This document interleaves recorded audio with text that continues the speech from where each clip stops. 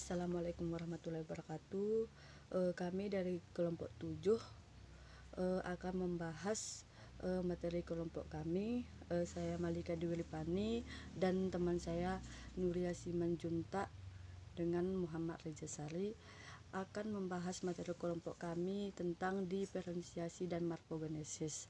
Jadi tujuan materi ini untuk memahami definisi diferensiasi dan morfogenesis, dan untuk mengetahui prinsip diferensiasi, untuk mengetahui fase juana dan fase dewasa tumbuhan, untuk memahami sifat totipotensi sel.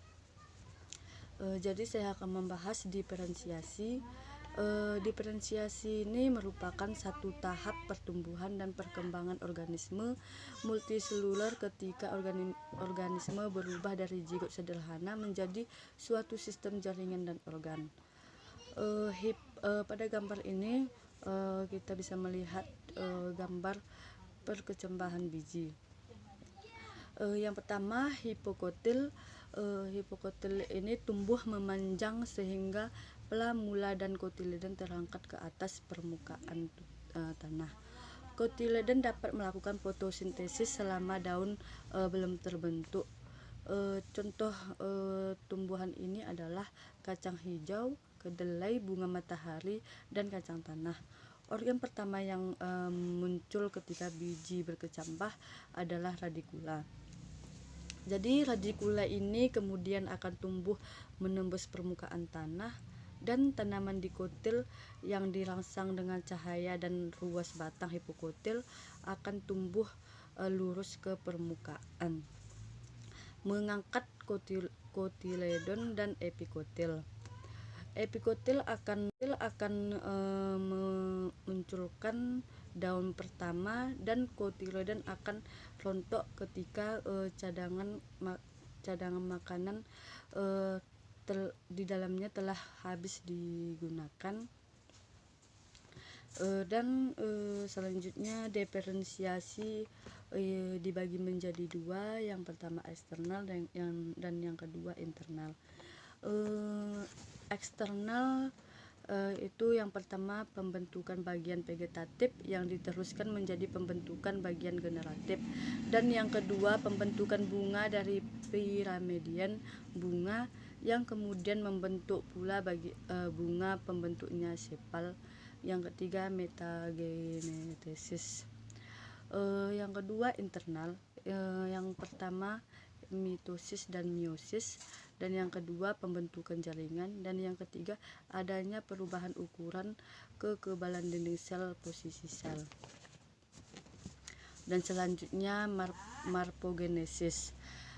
Morfogenesis ini merupakan proses pertumbuhan dan diferensiasi sel individu menjadi jaringan, kemudian menjadi organ, dan akhirnya menjadi organisme yang dapat dikenal. Pada gambar ini merupakan tumbuhan besar yang kita dapat melihat ada batang, daun-daun, dan bunga. Sekian dari saya, dan ini akan dilanjutkan oleh Nuria Simanjuntak. Baiklah, di sini saya akan menjelaskan mengenai heteromorfose. Apa itu heteromorfose? Itu adalah proses pembentukan yang dipengaruhi oleh adanya induksi dari luar, oleh adanya fotomorfose, adanya air atau hidromorfose, dan oleh pengaruh panas atau termomorfose. Yang kedua, saya akan membahas tentang mengenai fase juana. Apa itu fase juana? Fase juana atau juvenile disebut juga fase muda. Fase ini dimulai berkecambah, tumbuh menjadi bibit, dan dicirikan oleh pembentukan daun-daun yang pertama dan berlangsung terus sampai masa berbunga dan atau berbuah yang pertama. Yang kedua yaitu fase dewasa. Saya akan menjelaskan tentang fase dewasa. Dalam hal ini baik tunas vegetatif maupun perakaran akan terhambat pertumbuhannya. Terjadi penghambatan dan akhirnya penghentian organ-organ vegetatif karena asimilat terutama ditujukan bagi perkembangan organ reproduksi, ditunjukkan oleh tanda-tanda adanya transisi bertahap pada morfologi. laju tumbuh dan kapasitas pembungaan. Oke, selanjutnya yaitu fase pertumbuhan dan perkembangan, yaitu terbagi dalam 3 bagian. Yang pertama fase embrionis, dimulai dari pembentukan zigot. Selanjutnya yaitu fase pertumbuhan dan perkembangan. Fase ini terbagi dalam 3 bagian, yaitu yang pertama fase embrionis. Fase embrionis dimulai dari pembentukan zigot sampai terjadi embrio yang terjadi dalam bakal biji atau ovule. Yang kedua yaitu fase muda, dimulai dari biji sudah berkecambah, tumbuh jadi bibit dan membentuk daun-daun yang pertama, dan berlangsung terus sampai masa berbunga dan atau berbuah yang pertama. Yang ketiga yaitu fase menua dan aging atau senil atau senessensi. Beberapa faktor luar menghambat atau mempercepat terjadinya senessensi.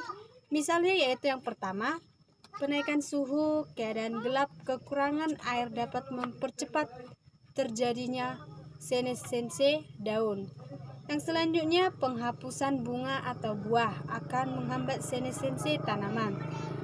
Di sini saya akan menjelaskan mengenai faktor-faktor yang mempengaruhi pertumbuhan tanaman, yaitu ada 2 faktor, faktor eksternal dan internal.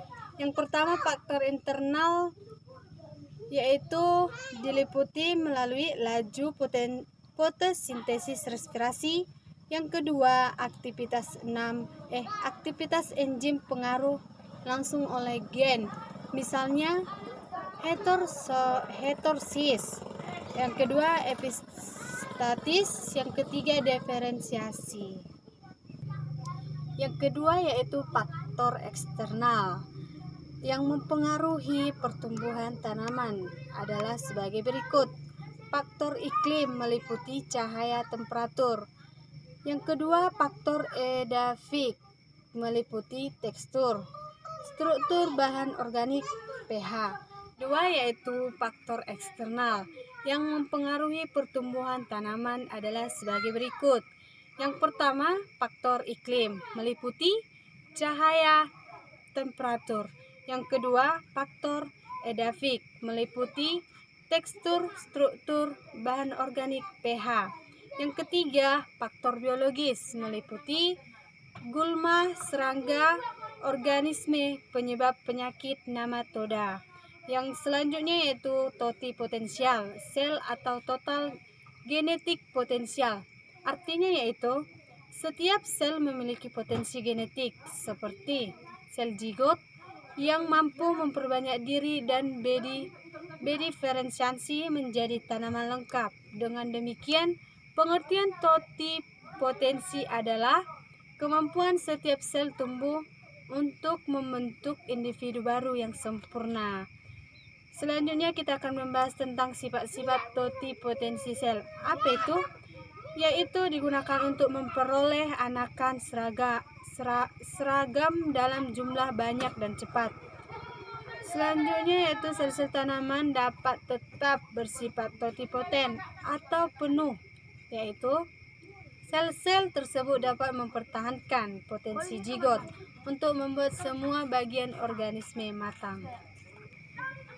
Oke, dan sekarang kita akan membahas tentang keunggulan totipotensi sel. Apa itu keunggulan totipotensi sel? Yaitu yang pertama kita akan banyak membahas, yaitu yang pertama bebas menentukan bagian tumbuhan yang akan dikultur. Yang kedua, waktu yang dibutuhkan relatif singkat. Dan yang ketiga, tidak membutuhkan ruangan yang luas. Yang keempat, cepat menghasilkan sejumlah tanaman baru dari satu jenis tanaman. Oke, nama saya Nuria Kasimanjuntak, saya dari kelompok 7, dan sekian dari hasil penjelasan saya dan kawan-kawan saya. Jika ada salah kata atau tutur kata yang kurang berkenan, kami minta maaf karena ini pemula. Sekian dan terima kasih.